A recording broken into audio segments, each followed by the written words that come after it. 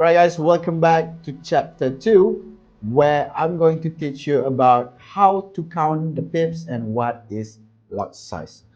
Right, so first of all, you might be thinking, where is the traders make the profit? How does the trader make the profit? The traders make the profit from the lot size itself. What is lot size? Lot size is a contract that you agree to purchase the stock. Either you want to buy or you want to sell it. That is lot size. And how much you want to buy. So the minimum lot size is 0.01, and then the maximum lot size you can go up to 100 standard. The best is for small account, I'll suggest you to stick with this lot size. By using 0.01, you guys can make 10% daily by keep on using the smallest account. So what is pips? Pips is a point in percentage. Basically, if the traders buy the gold from 4,999.10 and the price move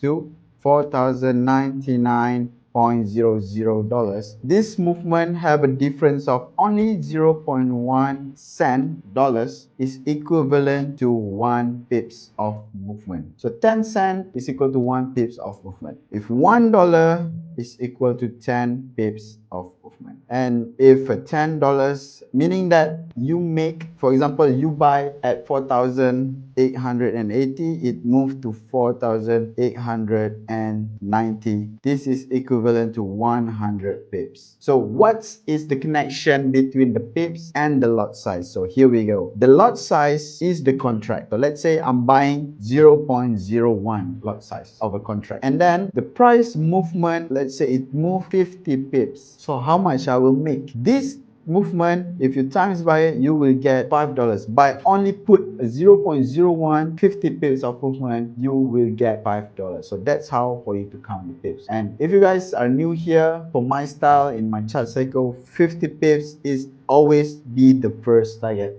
So if you guys using the small account, by using the smallest lot size, by one setup, you guys can achieve at least $5, the minimum profit for you guys to make. Alright guys, so that's all for chapter 2. I'll see you on the chapter 3 down below. Thank you guys for tuning in with me.